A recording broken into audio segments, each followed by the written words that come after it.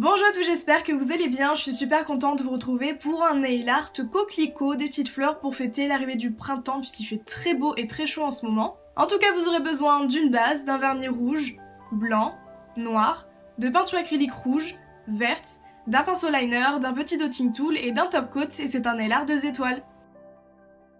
Comme toujours, avant d'appliquer mon vernis, c'est très important, je viens mettre une petite base pour protéger mes ongles, éviter qu'ils jaunissent. On n'oublie pas la tranche de l'ongle pour prolonger la tenue du vernis et faire en sorte qu'il accroche mieux sur l'ongle. Ensuite, sur mon index et mon auriculaire, je vais appliquer 2 couches de mon vernis rouge pour faire un rappel de couleur avec les fleurs. Bien sûr, si vous utilisez une autre couleur pour faire les fleurs, vous pouvez changer de couleur pour faire un rappel de couleur à chaque fois. Sur mon pouce et mes 2 doigts du milieu, je vais appliquer 2 couches de vernis blanc pour avoir un fond plutôt lumineux qui fasse bien ressortir les couleurs des fleurs. On attend que la première couche soit sèche, on applique la deuxième et on nettoie les contours avec un pinceau plat et du dissolvant. Pour mes fleurs, je vais prendre un pinceau liner ainsi que de la peinture acrylique. C'est très important de prendre de la peinture acrylique ou de la gouache et non du vernis, sinon on ne pourra pas faire cet effet de transparence. Et je viens mettre beaucoup d'eau dans ma peinture pour qu'elle soit vraiment très liquide. Je fais une petite goutte sur mon ongle et je viens essorer mon pinceau sur un coton pour absorber le surplus de peinture. Et à chaque fois que mon pinceau quitte l'écran, c'est que je viens l'essuyer sur mon coton pour venir enlever le surplus de couleur et garder uniquement les contours et un petit peu de rouge au centre.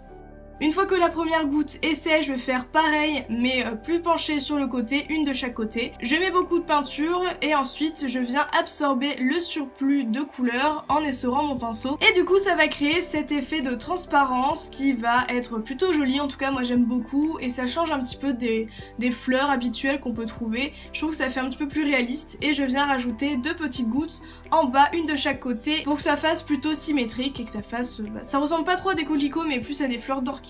Mais bon, voilà, je suis un petit peu nulle en fleurs, donc on va dire que c'est des coquelicots vu que c'est rouge. Du coup, je fais la même chose sur mon autre ongle, je fais ma gousse qui est très liquide puisqu'il y a beaucoup d'eau à l'intérieur pour bien diluer la peinture. Je viens essorer mon pinceau et j'absorbe le surplus de peinture et je fais la même chose, donc une goutte de chaque côté penchée et une petite goutte toujours de chaque côté vers le bas. Et puis je fais un petit rappel en rajoutant 2 petites pétales sur le côté de mon ongle vu que j'avais un petit peu de place.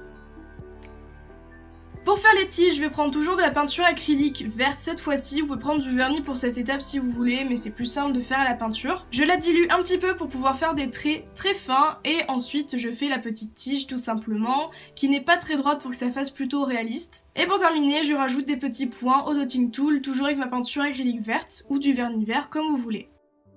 Finalement, pour avoir cet effet de coquelicot, je vais prendre toujours mon petit dotting tool ainsi que mon vernis noir et je vais faire des petits points au centre de ma fleur. Je laisse sécher, c'est très important pour éviter d'enlever la peinture lorsqu'on appliquera le top coat et justement on vient le mettre sur tous les ongles. On n'hésite pas à bien tapoter pour éviter de faire baver le vernis ou la peinture. On borde bien les côtés de l'ongle pour éviter que l'eau s'infiltre en dessous et enlève les motifs. Et voilà, c'est terminé, j'espère vraiment que ce nail art vous a plu. Si vous le reproduisez, surtout n'oubliez pas de m'envoyer une photo sur les réseaux sociaux. Vous pourrez sûrement passer à la fin de la vidéo. Si le nail art vous a plu, n'hésitez pas à en parler à vos amis, ça permettra de faire découvrir ma chaîne à plein d'autres personnes. Vous pouvez vous abonner si c'est pas encore déjà fait. Quant à moi, je vous retrouve très bientôt dans une nouvelle vidéo et je vous fais plein de gros bisous.